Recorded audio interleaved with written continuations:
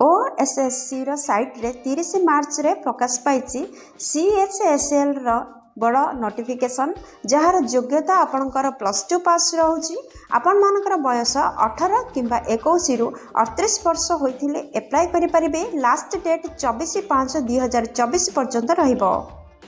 नमस्कार दर्शक बंधु, लेटेस्ट जॉब्स ओडिशा को आपण मानक स्वागत। दर्शक बंधु, प्रथमे बुझी नियंतु सीएचएसएल कौन। सीएचएसएल होची कंबाइंड हायर सेकेंडरी लेवल। यही एग्जाम रे आपण माने क्वालिफाई कले आपण माने ओडिशा सरकार कर विभिन्न ऑफिस रे एलडीसी माने lower division clerk, data entry operator, junior secretary assistant भावे नियुक्ति पाई परिबे। यह द्वारा स्टेट स्तर रु नेशनल स्तर को मध्य प्रमोशन हबार आपण मानकर बहुत चांसेस रही। दर्शक बंधु, मु बर्तमान आपण मानू नहीं आसी ओडिशा गवर्नमेंट रो गोटे वेब पोर्टल साइट को। आपण माने जदि देखुवा वीडियो रो फर्स्ट लिंक रे क्लिक करिवे एई साइट रे पहुंची परिबे। ऑर्गेनाइजेशन नेम होची Odisha staff selection commission OSSC तरफ रु विज्ञप्ति प्रकाश पाइछि। पोस्ट नेम होची स्पेशल पोस्ट सर्विस। आपणकर job category Odisha government job अटे। टोटल पोस्ट वैकेंसी आपणकर 663 पोस्ट वैकेंसीज रिलीज होइछि। अप्लाई मोड आपणकर ऑनलाइन रे रहउछि। आपण मन निज निज मोबाइल रो किबा कंप्यूटर रो किबा कोनस कॉम्पिटिटिव पॉइंट रे हेको आवेदन करि परिबे। आपणकर अप्लाई डेट स्टार्ट होछि 25/4/2024 रो माने अप्रैल 25 रो यार अप्लाई स्टार्ट होछि। लास्ट डेट रो रजिस्ट्रेशन रो डेट रहउछि 24/5/2024 पर्यंत। लास्ट सबमिशन डेट रोचे 27/5/2024। एप्लिकेशन फॉर्म करेक्शन करिवार डेट होची 29/5/2024। दर्शक बंधु, आपनकर एग्जाम केबे रहिबो तार डेट अनाउंस कर दिया जिवो। आपनकर एप्लिकेशन फी नील रहिछि। आपण माने जेउ कैटेगरी रो बिलोंग करथिले बे कोनोसी एप्लिकेशन फी रहिबोनी। ऑफिशियल वेबसाइट होची www.ossc.gov.in। एथिरे आपण माने लॉगिन कले आल इनफॉरमेशन पाई परिबे। आपण मानकर चेकआउट देखंतु आपण मानकर योग्यता कौन रहिबा आवश्यक। जदि आपण माने +2 टी पास करछंती निहाती भाबरे एथि पई आवेदन करि परिबे। दर्शक बंधु, ए पुस्तक देखि नंत आपण मानकर वैकेंसी डिटेल्स कौन रहिछि। आयुर्वेदिक असिस्टेंट बा आयुष असिस्टेंट पदवी पई 220 टी पोस्ट रिलीज होछि, जहां आपणकर भुवनेश्वर रे नियुक्ति रहिबो। होमियोपैथिक असिस्टेंट पई आपण मानकर 216 टी पोस्ट वैकेंसीज रिलीज होछि। यूनानी असिस्टेंट पई आपणकर 7 टी पोस्ट वैकेंसीज रिलीज होछि। जूनियर फिशरीज टेक्निकल असिस्टेंट पदवी पई आपणकर 212 टी पोस्ट। केयरटेकर पदवी पई आपणकर 2 टी पोस्ट। ईआईसी वाटर रिसोर्सेस रो ओमेन पदवी पई 16 टी पोस्ट वैकेंसीज रिलीज होछि। आपण मानकर सर्वमोट 675 पोस्ट वैकेंसीज रिलीज होछि।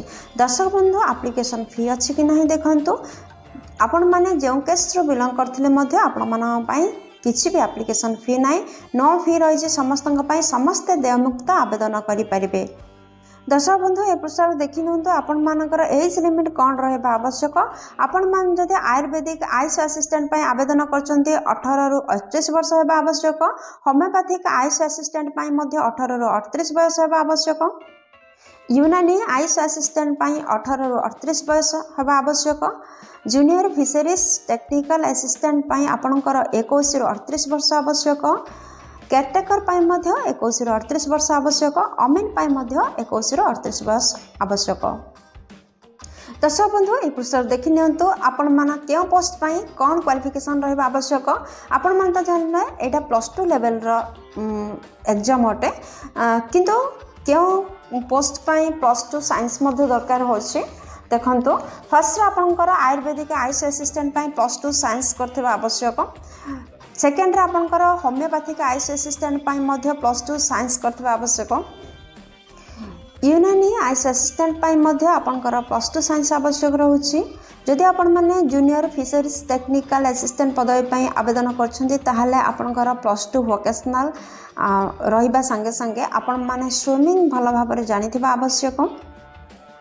दर्शक बंधु, जदि आपण माने केयरटेकर पदवी पे आवेदन करेंगे ताहले निहाती भाव +2 लेवल पर्यंत आपण माने पाठ पढ़ा आवश्यक। जदि आपण माने ओमेन पदवी पे आवेदन करछन ताहले +2 रो आर्ट्स साइंस कॉमर्स जेकोसी स्ट्रीम होइतिले मध्ये आपण माने आवेदन करि परिबे। एहा सहित कंप्यूटर नॉलेज रहितबा आवश्यक। दर्शक बंधु ये पुस्तक देखने तो आपंकर दरमा क्यों लेवल रही आपण मैंने आयुर्वेदिक आयुष असिस्टेंट आवेदन कर ग्रुप सी लेवल 3 पर्यंत आपंकर दरमा रोचे जदि आपण मैंने होमियोपैथिक आयुष असिस्टेंट आवेदन कर श्री लेवल 3 पर्यंत आपंकर दरमा रदि आपण मैंने यूनानी आयुष असिस्टेंट आवेदन कर पे लेवल 3 रे रोचे जूनियर फिशरीज टेक्नीशियन पदवी जदि आवेदन कर लेवल 3 रे दरमा पाइबे माने फिशरीज टेक्निकल असिस्टेंट लेवल 3 रे दरमा पाइबे जदि आपण मैंने केटेकर पदवी आवेदन कर बी ग्रुप लेवल 9 पर्यंत आपणकर दरमा बहुत बढ़िया दरमा रहिबो अमेन पदवी ग्रुप सी रो लेवल 3 रे आपण माने दरमा पाइबे दर्शक बंधु selection process of OSSC CHLS आपनकर रिक्वायरमेंट 2024 पाई आपण मानकर सिलेक्शन प्रोसेस किपर रहबा देखंतो फर्स्ट रे आपनकर प्रिलिमिनरी एग्जाम 150 मार्क रहइबो सेकंड रे आपनकर मेन एग्जाम 200 मार्क रहइबो थर्ड रे आपनकर सर्टिफिकेट वेरिफिकेशन रहइबो एही पर तीनटी प्रोसेस देई आपण मानकर सिलेक्शन प्रक्रिया करा जिवो दर्शक बंधु चलते एवं प्रिलिमिनारी एग्जाम विषय टोटाल आम डिस्कसन करना प्रिलिमिनारी एग्जाम रे आपनकर गोटे पेपर देवाक पड़ो टोटाल मार्क 150 आपण माने क्यों क्यों सब्जेक्ट आपण मानकर क्वेश्चन आसीबो देखंतो एरिथमेटिक आसीबो 10th स्टैंडर्ड रो डाटा एंट्री ऑपरेटर जहाँ 10th स्टैंडर्ड रे आपण माने पढ़ी थिले सेथिरु आसीबो माने chart graph table data sufficient ए सब विषय 10th स्टैंडर्ड रो आसीबो आपण मानकर logical reasoning and analytical ability रो मध्ये क्वेश्चन आसीबो जनरल मेंटल एबिलिटी रो मध्ये क्वेश्चन आसीबो करंट इवेंट एवं नेशनल इंपोर्टेंस रो क्वेश्चन कैरी करिवो आपनकर कंप्यूटर इंटरनेट अवेयरनेस रो मध्ये क्वेश्चन आसीबो आई होप कि आपण माने क्लियर हो जाइथिबे जे प्रिलिमिनरी रे कोन कोन क्वेश्चन सब आसीबो सेकंड रे देखंतो मेन एग्जाम आपनकर 200 मार्क रहउची टेक्निकल पेपर एटा रहइबो आपण मानकर डिफरेंट टेक्निकल पोस्ट पय आपनकर क्वेश्चन डिफरेंट टाइप रो आसीबो दर्शक बंधु एथिरे एमसीक्यू लेवल रे क्वेश्चन आसीबो दर्शक बंधु आपण माने जानवा दरकार जे आपण एथि पय आपनकर नेगेटिव मार्क रहउची 0.25 रो स्टेज 3 रे देखंतु आपनकर सर्टिफिकेट वेरिफिकेशन रो व्यवस्था रहउचे जदि आपण माने एथिरे अटेंड न करंती ताहले आपन को मेरिट लिस्ट रे निया जीवने आपन जदि रिटन एग्जाम क्लियर करथांती भी मेन एग्जाम रिटन एग्जाम जतले क्लियर करथांती भी ताहले आपन को मेरिट लिस्ट रे निया जीवने सेथि पय ध्यान देबे दर्शक बंधु ए पुस्तक देखि नतो OSSC रो